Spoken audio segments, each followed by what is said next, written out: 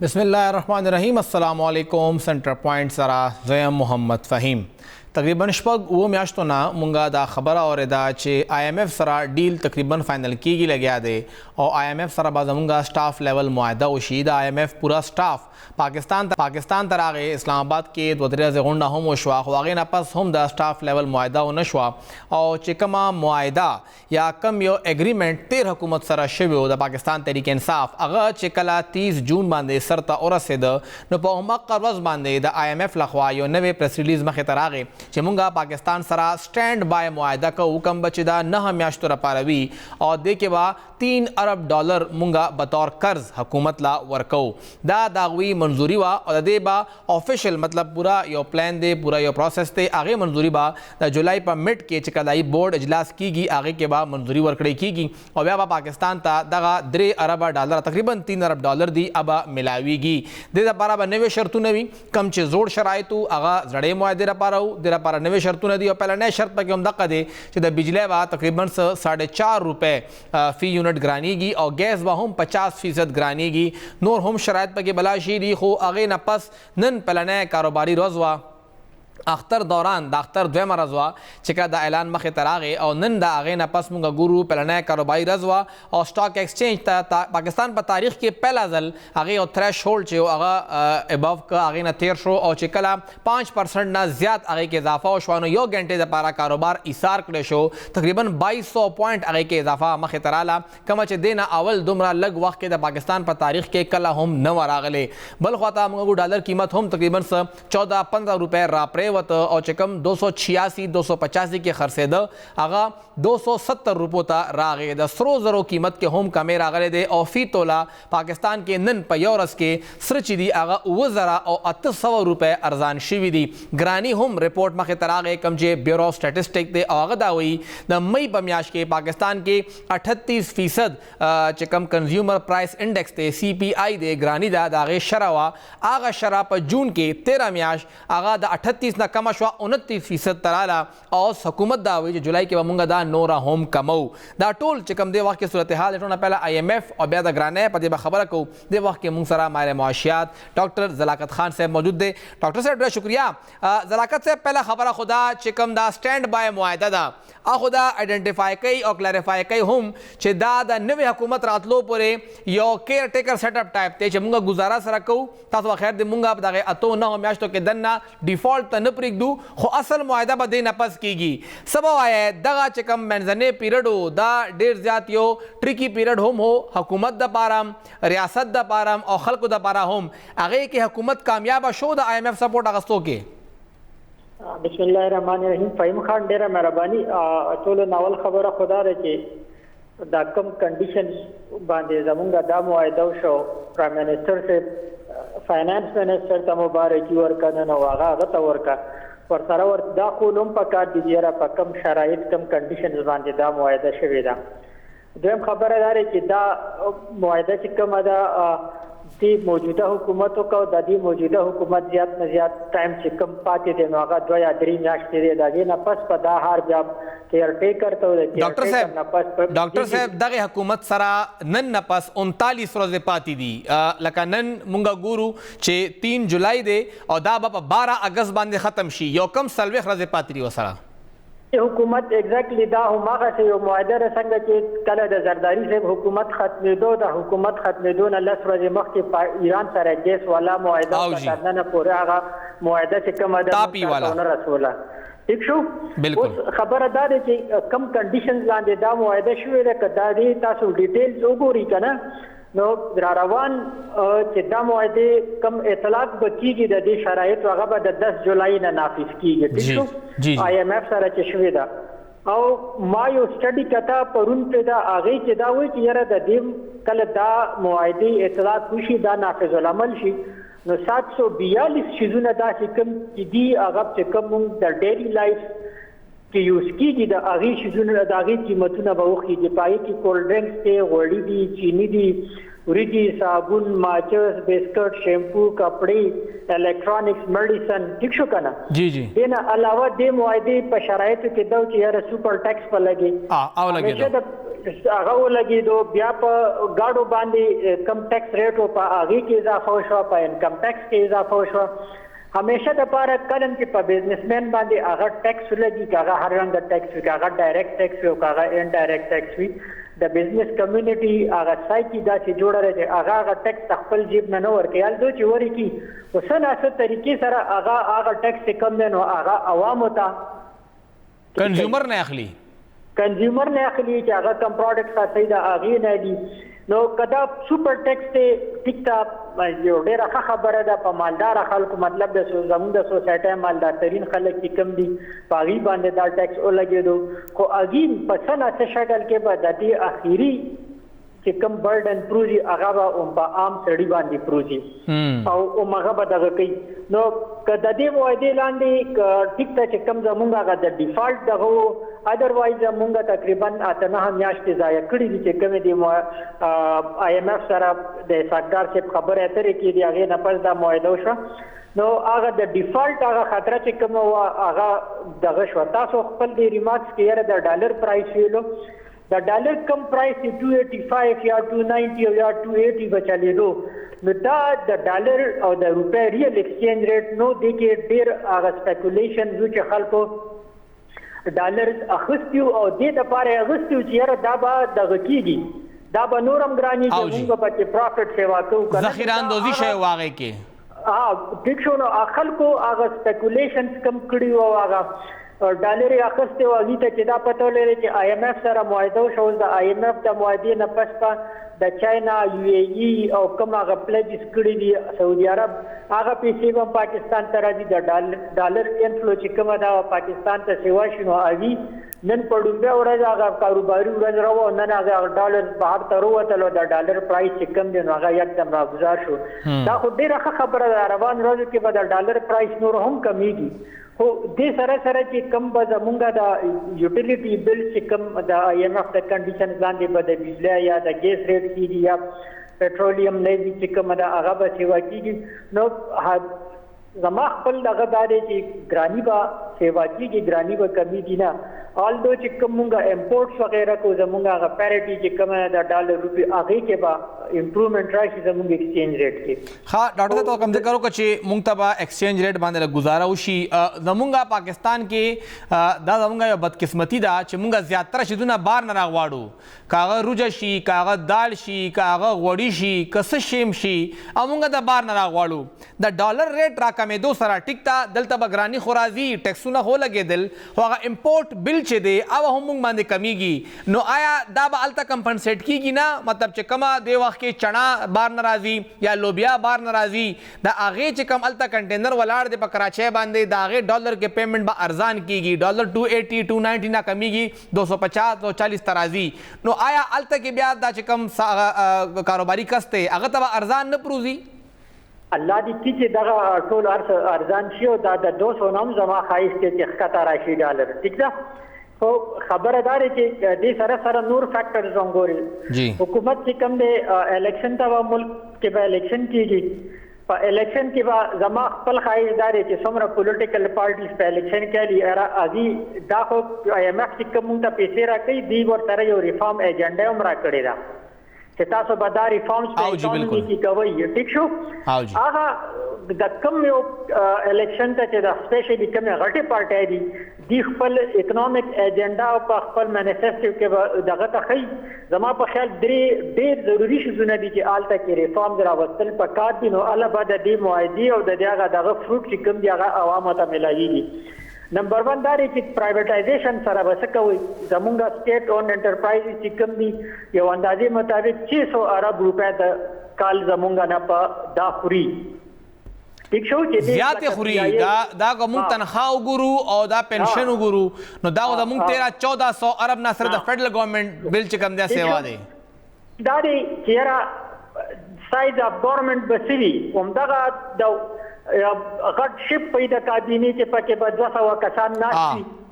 او څه آوټپوټ به نه وي نو بیا دغه یو غټ برډن به په حکومت په عوامو یا په حکومت باندې په ملک قوم باندې به راځي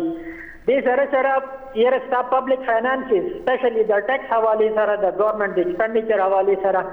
بس ریفارمز راولي ټیکس نیټ په څنګه سیوا کوي ټیکس بیس په څنګه سیوا کوي په کارداري چې څومره غټي پارټیانې دي چې دا درې څلور غټ پوینټ ما یاد کړي چې په دې باره کې خپل منشور کې دا شیونه عوامو ته وکړي چې موږ به دا کوو که دغسې دا معاهده چې موږ وکړه ټیک ته پاکستان ته به پیسې راشي دغه به راشي قرضونه به خلک ورکړي خو دا هم کتل پکار دي چې را روان 3 کالو کې د پاکستان کم پیمنټس چې بهر ملکونو ته یا بهر ادارو ته کولي هغه تقریبا 75 to 77 بلین ډالر دی لکه آن ایوریج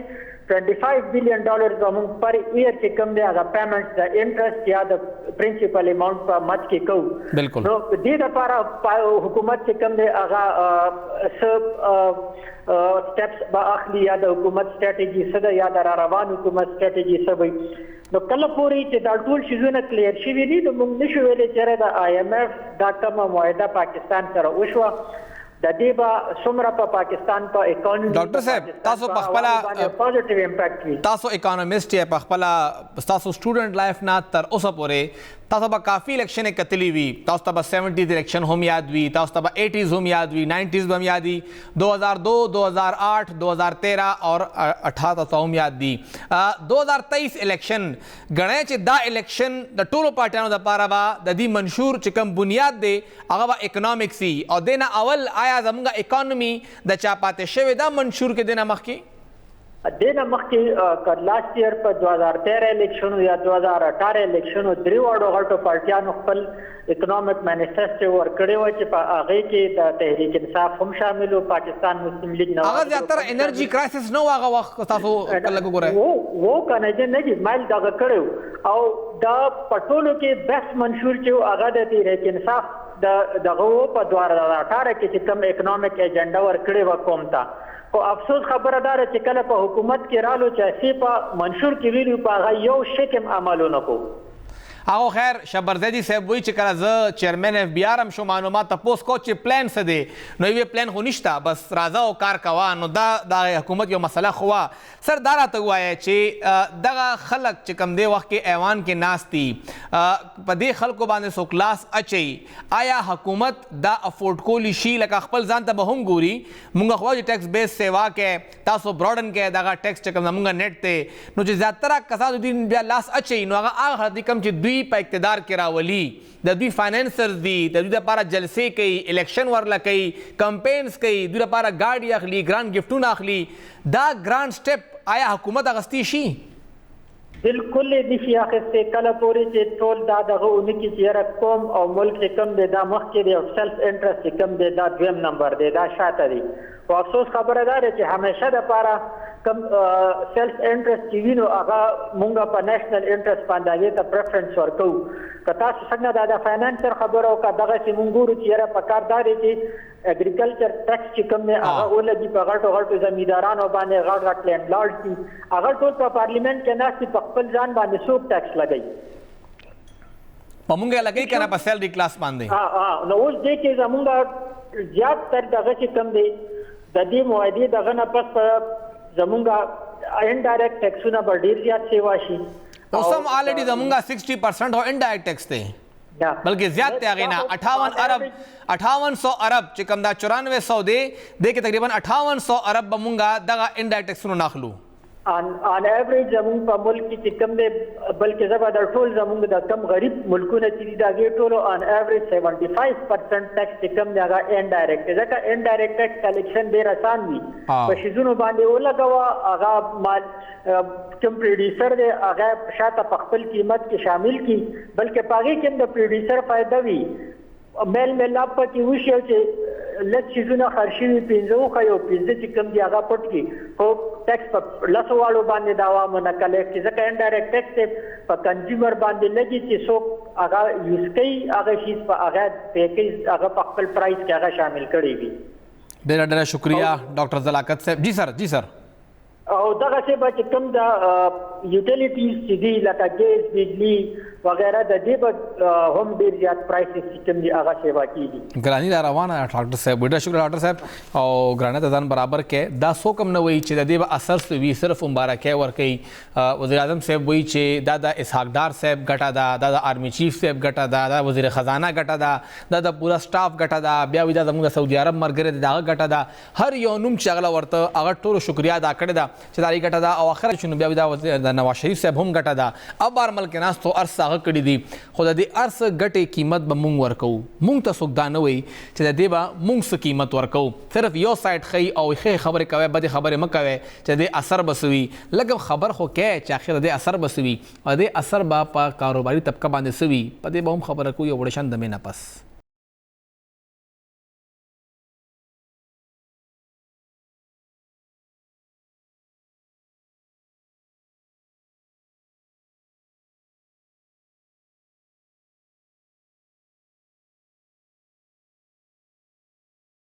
تاسو ته پروګرام کې یو ځل بیا هر کړی وایو وی د IMF دغه معاهدې نه پس نن د ډالر قیمت ډیر زیات راپریوته او روپۍ ډېره تکړه شوه د هغې مقابله کې نن مارکیټ کې صورتحال څه او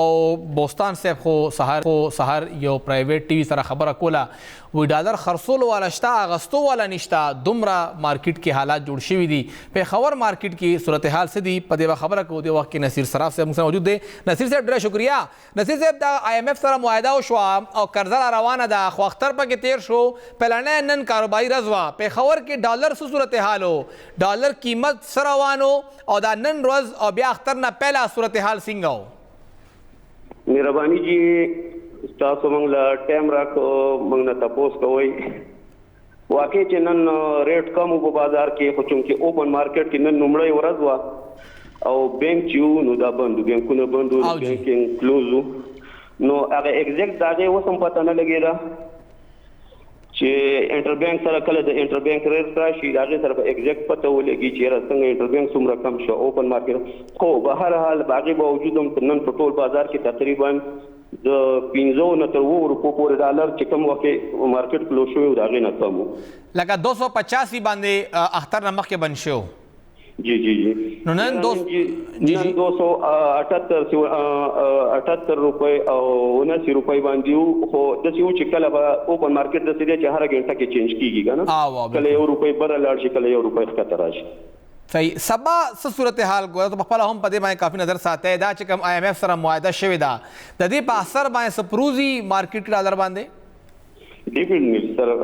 څو وخت چې د ګورنمنت سره پیسې راشي او د هغوی ذخیره د فارن کرنسي زیات شي بلکې د ډالرو زیات شي خامخا په هغه باندې اثر پریوزي بازار کمیږي ځکه چې د ګورنمنت خپل ضرورت پوره کیږي هغه د اوپن مارکیټ نه دومره ډالر نو چتي او ډالر په اوپن مارکیټ کې مرزيت شي نو خامخا ریټ کمیږي کله چې د خریدار کم شي او نن سبا یو بل د افوا د غم ډیر رولي چې خلکو سره مطلب کلي پیسې ډېری پیسې او کله چې ریټ لږ په تیزیدو انټر بانک په تیزیدو نو ټول خلک ډالر واخیستل کوي ایون هغه سره 1 لک پاکستاني یا 50000 پاکستاني هغه دا کوشش کوي یو 500 ډالر واخلم کله چې واپس هغه خلک ووري نو د روزګار معمولی شان کمې دي کوی چې هغه ټول خلک واپس په سیلینګ کې راشي خرڅول کوي نو بازار په خپل لګ ډیر راغورځي صحیح او د ډالر سره نن د سرو قیمت هم را پریوتې 100 روپے بالکل جی د سرو سره خامخا په دې باندې ډالر په دې باندې ډیر اثر کوي ځکه چې موږ د سونې کاروبار ټول په ډالرو کې کیږي نو چې ډالر ریټ کمیږي ډالر سره سونم کمیږي خو د سونې یو بل وجه دا ده چې د دې کم خپل انټرنیشنل لګا په هغه کې هم ورزيدل دا د 1900 نه تقریبا مخکې 1980 او هغه نسخه راغله د جنو دې ډبل کراس او یو د پاکستانی روپیز د ډالر په مقابله کې مضبوطه شول او یو د هغه خپل مارکیټ کم شوی دی صحیح نصیر صاحب چې کوم موږ دا ډالر خبره کوي سبا بانکونه کلوي نن خو دا فاینانشل ایئر ختم شینو زیاتره خیر کتونکي خبر نه دي چې کله 30 جون باندې کال ختم شینو په 1 جولای باندې چھٹی وي د بانکونو انټرنل یغوي کار کې خو صارف لپاره بند وي اختر تیر شو ځکه نن د بانکونه افیکټیولی بند وو هغوی کلاو نو نصیر صاحب سبا د بانکونه کلاویږي سبا څنګه صورتحال ګوره جی څنګه چې مخکې د پیشنګوئی یا ایڈوانس کی خبر ورته وي دا هغه خود دا ښکاری چې خامخا بازار شته دا به ضرور کمیږي مطلب ډالر راغورځيږي ډالر به کمیږي خامخا به د ریټ کمیږي ځکه چې سبا نومړی ورځ هم د کاروباري نومړی ورځ د یا د لینډ دین لپاره چې کوم اوپن ورځ هغه سبا ورځ د ښکاري د ځکه چې په مخکې نه خلک ډیر چې بازار په سیلینګ کې مطلب خلک دغه کې د بایینګ ډیر کم په بازار او نن چې موږ نن لکه بایینګ کم لکه سیل زیات او بایینګ کم جی جی دا چې کوم یو خبره کوي چې یو دریم پیرل مارکیټ جوړ شوی دی انټر بانک ته اوپن مارکیټ ته بیا بلیک مارکیټ ته دغه آی ایم ایف د ډیل سره دا بلیک مارکیټ بسنګا افیکټ کیږي څومره باغ نقصان کوي یاره جی دا خبره ایگزیکټ د دې څه وجود نشته دی دا اته خبره ده کوی شو شتا بلیک مطلب کسان شته چې هغه به پیسې به ورسره ډالر باخلي خلک دغه ته بلیک مارکیټ وایي چې هغه ذخیره کوي دغه کوي خو عام عوام کله چې د ګورنمنت سره مطلب یو خپل ذخیره را نشي او هغه پیسې زیاتې نشي بلیک مارکیټ ولا بسومره دغه وکي خو خامخا هغه باندې په ډبل اثر پریو یو اوپن مارکیټ یا لکه زمونږ د بازارونو چې کوم دي موږ امپورټران ایکسپورټران له ډالر وکي یو دغه کم کسان چې دی په هغه خو الریډي ډایرکټ ډبل دغه هغه ور دا د خلک چې چا سره ډالر پراته نو هغه ور ختمي چې یاره په 2-3 روپۍ کم شي نو هغه او سیلې ډېر ډیسکریجینګ راځي کوی شو غواړي دا چې موږ سره ستدي چې موږ خرڅ کو نصیر صاحب ډېر شکریا تاسو موږ له ټایم راکو څنګه خبر وکړه چې سبا به په ډالر باندې ډېر زیات فرق پروزي سبا پهلا بانکینګ ډے وي نن بانکونه بندو ځکه انټر بانک کې اندازه شته نه خوای دا وي چې پېښور کې نن ډالر چې دی هغه تقریبا 8 روپۍ کم باندې خرڅېده سیلینګ زیاتو لکه خلک خرڅول زیاتو اغستو والا څوک نه هغه کم او دا اشاره کوي چې سبا به هم دا مارکیټ راغورځېږي او نور به راغورځېږي 277 278 تا ریټ راغلی دی د وخت کې اجاز افریدي صاحب موږ سره دی کوم چې صدر دی د سرحد چیمبر آف کامرس انډسټري اجاز صاحب ډېره شکریا اجاز صاحب ټولو نه پهلا لږ خبره کې مونږه چې زمونږ کوم بزنس کمیونټي ده د هغې څه د وخت کې سټیک دی آی ایم ایف سره معاهده وشوه تمه ده چې ایل سیز به هم کولو شي بزنس کمیونټي ریلیکس شوه یا اوس هم د هغوی څه خدشات شته بسم الله الرحمن الرحیم جی ډېره مهرباني جی څنګه چې تاسو خبره وکړله د موږ اوس چې کوم د آی ایم ایف سره چې کوم د هغه شو د 3 ارب ډالر چې کوم معاهده وشوه نو دا یو خوشاینده خبره ده او ان شاء الله دې سره بزنس کمیونټي لکه مطلب امپورټ کې بودار ریلیز ملو شي چې لسانه به ایزیلی کولاویږي او فور ټایم بین لګا دا اشپغو میاشتو لپاره به دا کنفاغوي ایزیلی به شي کیږي او دویم دا چې ان شاء الله مونږ پر امید یو د مونږ ان شاء الله د ګورنمنت نه او د عسکري ادارو نه دا ان شاء الله امید ده چې دی خپل په مشترکات طریقه باندې د څه اقدامات وکړي چې ملک کې چې کوم انسټیبیلیټي ده ان شاء الله حالات د ټیک شي او معیشت چې کم دی هغه په ترقی باندې شي او اجازه د وخت کې چې کوم د حکومت معاهده کړی دا اوس په شرایط مخې ته نه دی راغلی خدا خبره چې بجلی به ګرانېږي 4.5 روپۍ فی یونټ او ګیس به هم ګرانېږي انډسټري چې کوم زمونږ دا هغه الریډي ځپلې شوې ده د دې به اثر پروزي بالکل جی دې کې شرایط چې کم دي هغه یو تاسو کوم وګورو صحیح شو تف شرایط دي هغه زمونږ اوس ضرورت دی هغه لپاره ګورنمنت دا شرایط په معنی خو په دې د لپاره یو زمونږ د ګورنمنت لپاره کار دی چې ایکسپورټ لپاره دی بزنس کمیونټي د دې ریلیف ورکړي چې زمونږ چې کم ایکسپورټ ته د امپورټ سره برابر شي یا دغه نه زیات شي نو زمونږ حالات په خپل سټیبل هم شي او بل دا چې موږ له بیا د ایم ایف نه قرضو ضرورت هم نه پیښیږي او د وخت کې کوم دا ایل سیز دی ډالر چې را کمیږي چې کوم تاسو هغه خلک تی کم چې امپورټ باندې کار کوي دا غوي کاروبار ته څومره فائدہ کیږي بالکل جدي سره دا چې جولای اند پورې بدی چې کم دا ډالر دا براشي د سره به الچانم ایزیلی خلاصيږي او بل ان شاء الله دا چې کم را میټیریل چې کم انډستری سره دي چې کوم انډستری امپورټ کوي نو هغه لپاره به اسانتیا جوړ شي او موږ په خپل هم دي چې ان شاء الله پر امید یو د ګورنمنت نه چې ګورنمنت به په نور اسانتیا هم جوړي چې کم را میټیریل راځي کم امپورټ کیږي چې په دې کې نور اسانتیا هم راولي او چې کم شرایط دي کې هغه کې لګدي د اسانتیا پیدا کی چې بزنس کمیونټي له پکې په ملاويږي او هغه چې کوم مشکلات دي چې کوم مشکلات سره دي سر شي دي چې دي نه دي لوزي او چې کوم دا 8 بجې مارکیټونه بندي د بارا کې تاسو خیال دی د دې چې څنګه ګورنمنت اوس د اته په واره کې چې کوم دا نوټیفیکیشن شوی دی نو بالکل مونږ دې په فیور کې ځکه نه یو چې الریډي یو موسم دومره ګرمي ده چې څوک هم لږ زیات تر کتا څو ګوره بازارونو کې رش نه وي نو تقریبا 8 بجې ماښام شي نو هغې نه بعد یا هغه ماشومان دي یا بزنس کمیونټي یا نور چې کم خلک دي هغه بازار ته راشي ضرورت سامان والي او بیا کور ته ځي نو د 8 بجې کم ټایم دی الریډي خو شپې چې کم دي بیا افیسز بند وي نور اکټیویټیز بند وي د انډسټریز کوم هغه زیات تر بند وي نو د دې شي افسور کې مونږ نیو په کار کې بازارونو له ټایم ایکسټند کړل شي او بازارونو 8 بجې کوم د نوټیفیکیشن دی دا ختم کړل شي ډېر شکریہ اجاز افریدی صاحب او اجاز صاحب خو کافی پر امید ده چې مجبوری ده IMF لبزو او حکمران تلامډل نو دا تمه لرو چې د دې فائدہ به مونږ ته رسی صرف بدا یو ون سایډډ معاهده نه وي چې هغه تلاړه او شوا خبره ختمه شوا کم از کم داغه فائدہ انډستریل چې کوم انډستریز ته تر ورسی او انډستریالست چې کوم دی هغه سیکټر ټیکس هم دی ورکي انډایرکټ ټیکسز چې کوم دی هغه زیاته د دې پترو هی مونږ ناغستی کیږي کومه بهار یو شیمپو اخلو یو ټافي اخلو بسکټ اخلو هغه ټول ټیکسونه د دې پترو هی مونږ نزي نو کدا انډستری چلیږي نو هغه ټیکسیشن نظام به هم رواني او کدا انډستری بنديږي نو بیا درېمګړې راځي بهر نه انډستری راځي او هغه بیا ترانی سیمه مقامی انډستری چې دا هغه ته هم ګټا ورکول پکار دی دغه ټیکس نیټ سیوا کول ټیکس بیس سیوا کول د لپاره به کارونه کول غواړي او IMF چې کله پورې مونږ د نظام خلاصول غواړو چې کوم اصلاحات مونږ غونډې هیواد دی د مونږ بای سره شل لانجی وی جګړې بم وی خو انډیا چې څنګه 1991-92 کې IMF معاهده حواله سره چې کوم اوی ریفارمز وروړیو منموهن سنگھ صاحب دا وی نوم ډیر زیات پدې کې یادېږي چې هغه وخت کې د حکومت لاړه کانګرس حکومت او BJP رااله خو هغه ریفارمز وروړل او BJP هغه ریفارمز مخه ته بوتلل دوباره کانګرس راغی او بیا کې منموهن سنگھ دو پیره وزیر اعظم شو او اوس مودي التدی نو هغه د دنیا اکانومي زکه دا ول چې هغه وخت کې سخت فیصله واغشته دغه سخت فیصله زمونږه دغه حکومتونو ته هم ویل پکار دي سخت فیصله نه چې طرف عوام نه ټیکسونه راغون کې سخت فیصله هغه دي چې تاسو بیا انډیا پرنګي خپل ټیکس بیس خپل ټیکس نیټ او خپل لیبر فورس چې کوم دی هغه اکوپډ کې چا په خپل پیسې جنریټ کی او بهر نه امپورټ نه مونږه هغه وخت کې ډډه وکړو یو شان د ماخلو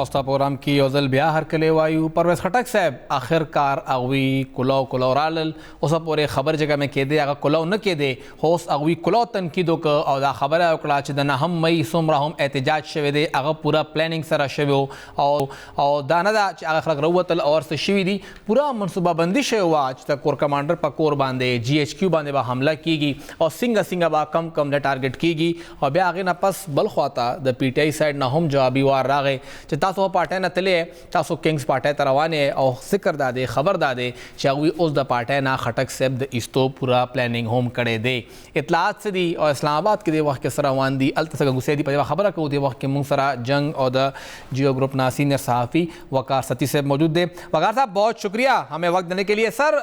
کیا اطلاعات ہیں آپ کے پاس کیا کہیں گے خٹک صاحب کافی عرصہ خاموش رہے اسلام آباد میں ایک پریس کانفرنس ہو گئی اسد قیصر صاحب بھی ساتھ بیٹھے ہوئے تھے لیکن ابھی تک وہ کہہ رہے ہیں کہ میں تو PTI کے ساتھ ہوں خٹک صاحب جو ہیں اب لگ رہا ہے کہ ان کا اور PTI کا راستہ جو ہے وہ الگ ہو گیا ہے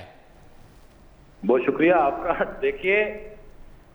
پرویز خٹک صاحب جو ہے وہ ایک بڑے سینئر سیاستدان ہیں انہوں نے سیاست کے نشیب و فراز دیکھے ہیں اور یہ اس میں ان کی آپ سیدھے بھی نہیں بنے اور جب وہ وزیر اعلیٰ تھے اس وقت بھی دیکھ لیں اور جب وہ وزیر اعلیٰ نہیں تھے اب جو حالیہ دور ہے وہ بھی آپ دیکھ لیں ان کا ایک اپنا ہمیشہ سے موقف رہا ہے یہ بدقسمتی یہ ہے کہ اسمبلیاں توڑنے والا جو معاملہ اپریل 2022 کے بعد جو ایک سوچ سامنے آئی تھی اس کی بھی انہوں نے مخالفت کی تھی اور اس کے بعد بھی پرویز خٹک صاحب اس حق میں نہیں تھے کہ آپ KPK یا پنجاب کی اسمبلیاں توڑیں اختلافات اسی وقت بھی سامنے آنا شروع ہو گئے تھے لیکن اب جو پرویز خٹک صاحب کا موقف ہے ان کا PTI سے کوئی اختلاف نہیں ہے ان کا اختلافات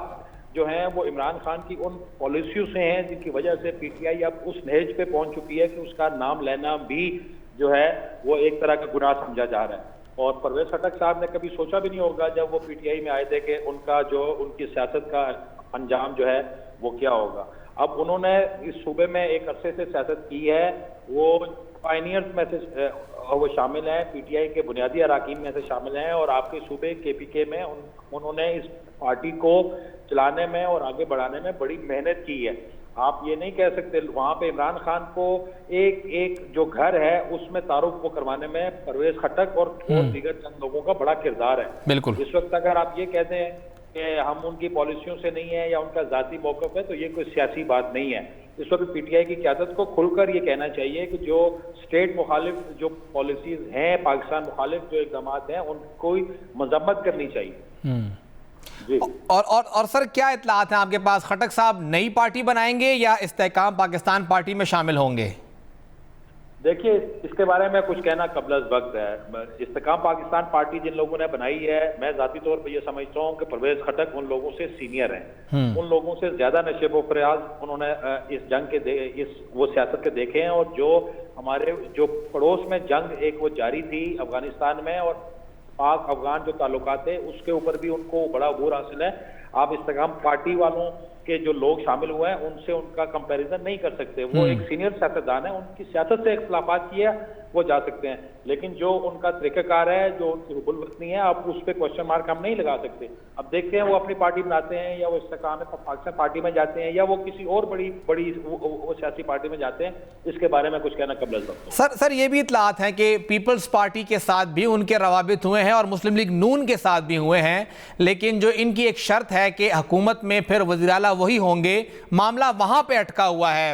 आपकी इत्तलात क्या कहती है, कुछ ऐसा चल रहा है इस वक्त? देखिए, बतौर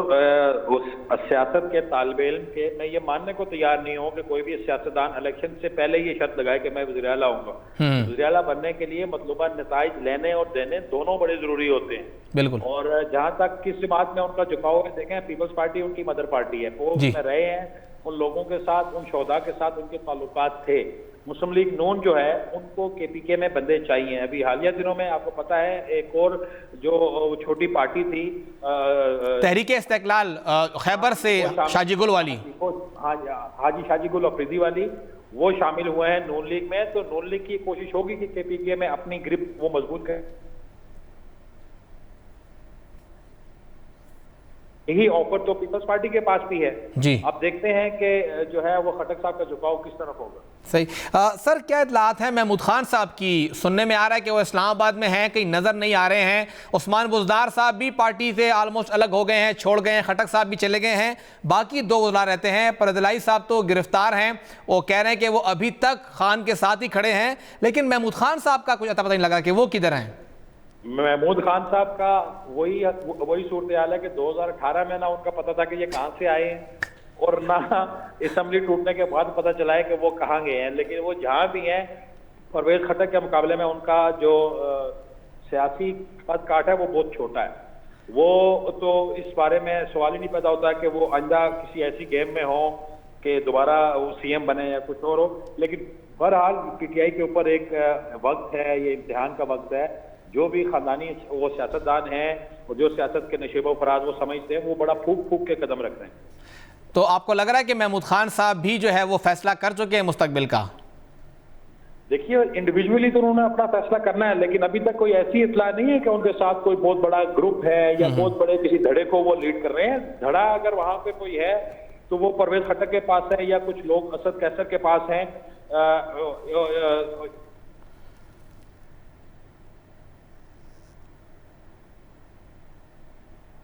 वकार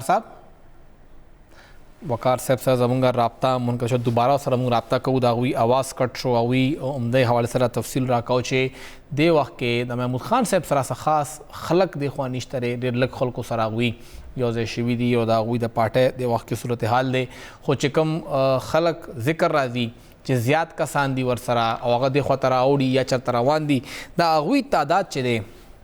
आगा परवेज़ खटक से सर दे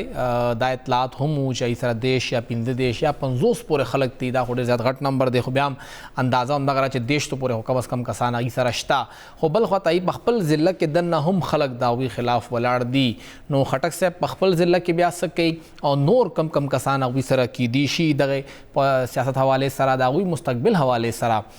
सिंगा वकार से खबर औकड़ा चे इतलात उमदा दी चे अवी पाकिस्तान मुस्लिम लीग नून हम कोशिश की चे खलक जान सर की वकार साहब योजिल ब्याम। जी वकार साहब, आप अपनी बात मुकम्मल कीजिएगा। आप जो बता रहे थे कि खटक साहब के साथ एक बड़ा धड़ा है लेकिन महमूद खान साहब के साथ कोई खास लोग इकट्ठे नहीं है इस वक्त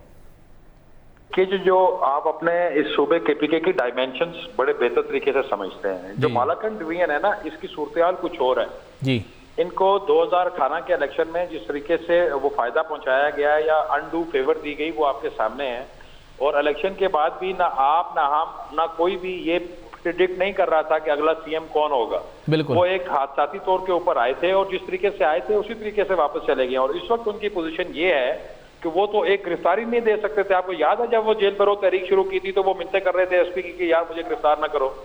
और दूसरा और वो गवर्नर साहब थे, शाह फरमान साहब थे, ये भी इन्होंने भी गिरफ्तारी नहीं दी थी बिल्कुल।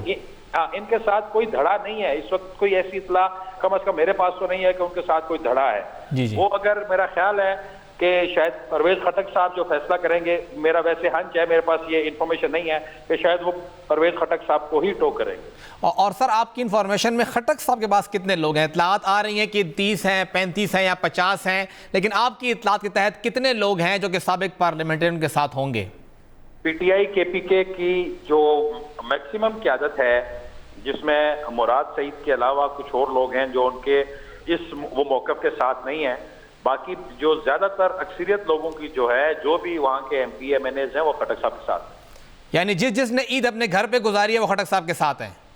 जरूरी नहीं है कि जिसने ईद अपने घर पे गुजारी है वो वहाँ पे है। आप लोगों की रवायात हैं, आप लोगों के और बड़े जो है वो मामलात हैं। लेकिन ये है कि खटक साहब के पास इस वक्त भी अक्सरियत हासिल है उनको, जो वहाँ पे उनके एमपीएज और एमएनएज और सेनेटर्स से। अच्छा सर,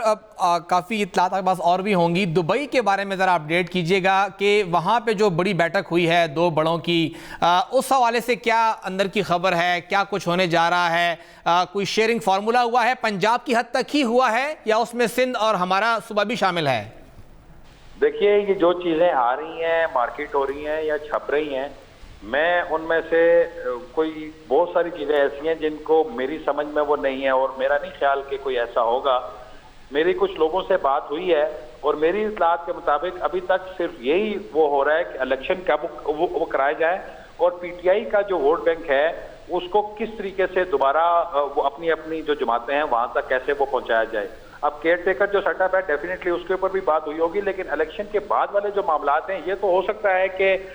वो ये कहें कि हमें आगे किसी इत्तेहाद की शक्ल में जाना चाहिए, हमें दोबारा कोलिशन वो बनाना चाहिए। कई जगह पे सीट एडजस्टमेंट की भी बात हो सकती है, लेकिन ये सारे अभी तक जो है वो हवा में बातें हैं। सॉलिड या कंक्रीट चीज वो कुछ नहीं है। मेरी पीपल्स पार्टी की एक आला क़यादत से आज बात हुई है, उनका ये कहना था कि अभी पीपल्स पार्टी की आला क़यादत और नॉन लीग की आला क़यादत के दरमियान एक और हफ्ते डेढ़ तक एक और बड़ी मुलाकात होने जा रही है। उसके बाद चीजें जो है वो थोड़ा क्लियर होंगी। और सर, इंतखाबात के बारे में कहा जा रहा है कि वो नई मर्दमशुमारी पे होंगे। अभी तक वो नताइज सामने नहीं आ सके हैं मर्दमशुमारी के, फिर हल्का बंदियां 4 से 6 महीने लेंगी, तो आपको लग रहा है कि इंतखाबात डिले हो सकते हैं? बिल्कुल ऐसा लग रहा है। असल में इस वक्त जो बात हो रही है दुबई में भी हो रही है, पाकिस्तान के अंदर भी जो स्टेक होल्डर्स हैं उनके दरमियान भी जो बात हो रही है वो सिर्फ ये है कि निगरान सेटअप क्या होगा, उनका फॉर्मूला क्या होगा, किस किस तरीके से आएंगे। बाकी इलेक्शन कब होंगे ये फैसला निगरान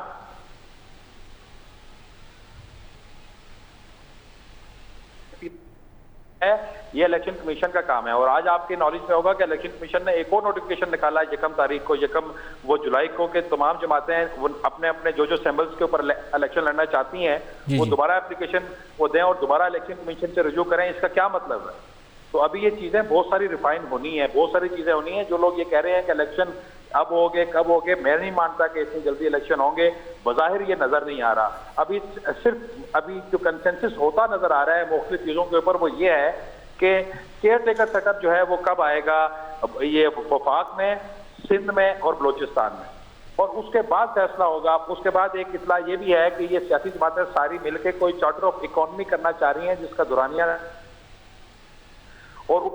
पे कोई ऐसा एग्रीमेंट करने जा रही हैं कि जिसकी भी वो गवर्नमेंट आए, मुल्क को ये माशी सूरत कैसे बेहतर करनी है उसके ऊपर अपने एक को मिसाल करना है, उसके ऊपर बात जरूर हो रही है। लेकिन इलेक्शन कब होंगे, इलेक्शन के बाद कौन गवर्नमेंट बनाएगा, ये सब बातें कबल वक्त हैं। इसके ऊपर कुछ चीज अभी फाइनल नहीं हुई, कम से कम मेरी इत्तलात के मुताबिक ऐसा नहीं है। आपको इलेक्शन टाइम पे नजर नहीं आ रहे?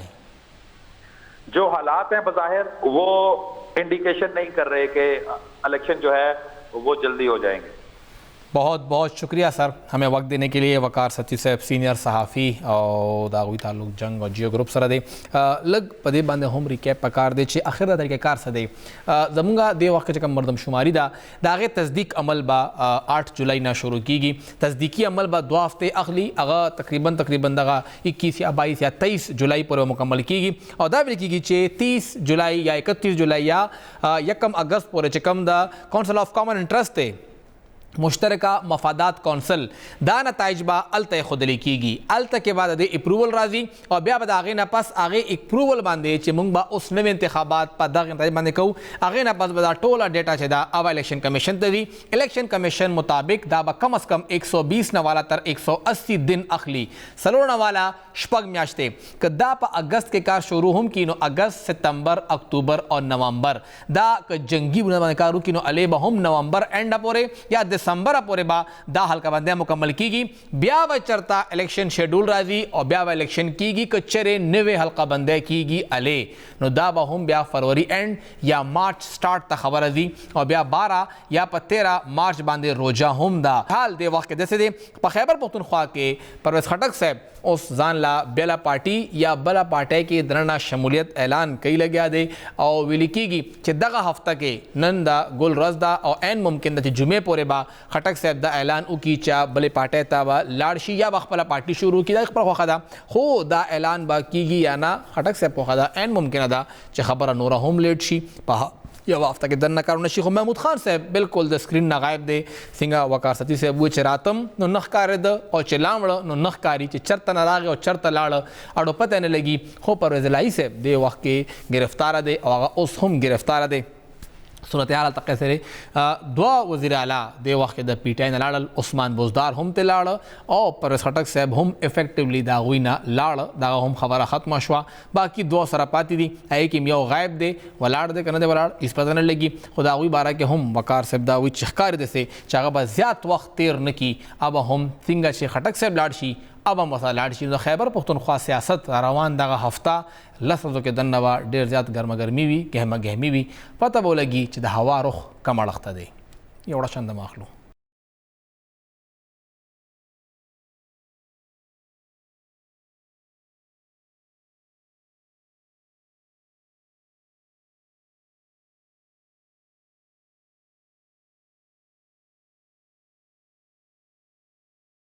तास्ता प्रोग्राम की योजल ब्या हर कले वायु वफाकी हुकूमत दा वादा करे वा छे लोड शेडिंग बा पाख्तर की न कीगी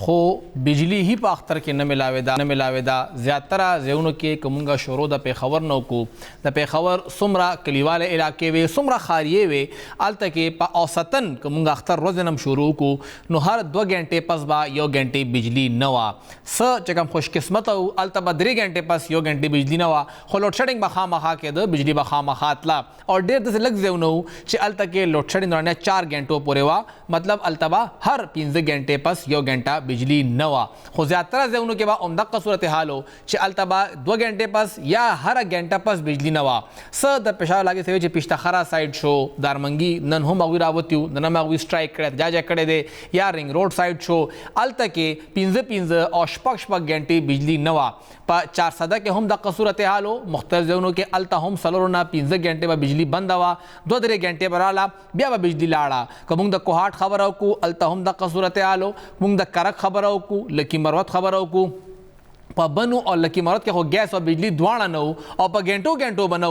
دغه اطلاعات هم راغلي و چې الته به 8 او 9 غنټې پس صرف یو غنټه لپاره بجلی رااله بیا به بجلی لاړه ابا الته اډوونه او چې کومه وا هغه به هم الته کې دغه وولټیج کم مردان کې هم ډیر زیات بد صورتحال چې کوم الته کې کلیوای علاقې دي الته کې خو د بجلی اډو فراهمي ونه نو خار کې دا حل او ورسره بیا کوم قبایل ته لاړ شو نو الته خو نور هم صورتحال دا کنټرول نه بهر او لوډ شیډینګ دی وخت کې انتهایی حد درجه کېږي لګیا دی چې کومه ګرمي ده څومره چې ګرمي سیوا کېږي د بجلی ضرورت سیوا کېږي خلک اے سی هم لګوي خلک الته کې بیا د بجلی بل هم ورکوي دام نه ده چې څوک دا مفت بجلی استعمالوي هر یو کس د بجلی بل هم ورکوي او چې چا تپوس کوي دغه بل ورکوما او خواته پیس کوي چې نه دوی بل نه ورکوي دغه ځای کې مونږ ته ریکوري نه کېږي چې بیا تپوس ته وکړي چې ریکوري څومره نه کېږي کم نه خبر راځي نو اخره کې دا ګیله کوي چې مونږ ته خو جي د مرکز نه بجلی کمه ملاویږي چې مرکز نه بجلی کمه ملاویږي نو دې کې بیا د صارف څه غلطۍ دی دې وخت کې خیبر پختونخوا ته تقریبا د ضرورت نه 40% کمه بجلی ملاویږي لګیا ده کومه چې اتوماتیکلی د اتونه والا تر 10 غنټو پورې لوډ شیډینګ جوړي او دغه لوډ شیډینګ هم دغه د ورځې وخت کې کیږي څه ځایونو کې د شپې بجلی لاړه شي بیا هلته کې سټاف وینه چې هلته کې یو لینک والوځي یا هلته کې بجلی خراب چې هغه ټیک یو هلته کونډه لګولي هغې دپاره هم بیا عمله موجوده نه چې ګیله وکړو نو بیا پیسکو والا وي چې موږ سره سټاف نشته دی موږ څه کولی شو دغه سټاف کمی د وجه نه موږ دا کار کولی نه شو نوره برتي کېږي نه سټاف خلک مري لګیا دي نو موږ څنګه کار وکړو نو دې کې د صارف څه غلطۍ دی صارف ته بل همکه نه راځي په ګنټو د بجلی هم غیبوي او چې کله بل ته وګوري نو بل همغه 10,000 15,000 او 10,000 روپۍ را روان دي او بجلی نشته دی او نور هم اوس بجلی ګرانیږي لګیا ده دغه لوډ شیډینګ صورتحال به تقریبا یو میاشت نور هم دغسې جاري وي ټوله جولای به حالات هم دغسې وي او تمه صرف د خدای نه یوه ده چې دغه د مونسون بارانونه دي چې دې کې لږ موسم کنټرول شي دغه محکمه موسمیات هم ویلي چې راوند کې تقریبا دغه لوډ شیډینګ چې کوم د بجلی صورتحال دی دغسې وي خو چې کوم دغه موسم صورتحال دی هغې کې به مونږ ته دغه 4 نه والا تر 6 ډګري سینټیګریډ پورې کمې راځي او چې کوم نن بجلی په پیښور کې وه نن چې کوم پیښور ګرمي وه هغه 51 ډګري سینټیګریډ فیل لایک 51 ډګري سینټیګریډ و دا به راکمیږي تقریبا دغه 43-44 ته به راشي خو جولای کې پشکال دی او دغه پشکال کې به دا بد هلي کم بچې 20 اګست ته پورې رواني روان دغه 50 ورځې په خیبر پختونخوا باندې به ښه درنې وي ځان تیار کړه ورته خو نشته او نه پیسکو بجلی درکولی شي وعدې به ډېرې کوي ګیلې مانې به ډېرې کوي دا به هم وایي چې مونږ خو هلته موجود دي زمونږ سټاف موجود دی خو بجلی شته دی نه دا تاسو ځان سره ولیکئ او ځان دې لپاره تیار کړئ چې الټرنیټ څه کیدی شي چې دغه بجلی کې دننه کې بجلی بغیر مونږ څنګه ژوند تېرولی شو کو سولر لګوئ او کو UPS لګوئ خو ځان لا په خپله غم وکړئ پروګرام به ختم دی اجازت راکړئ د الله په امان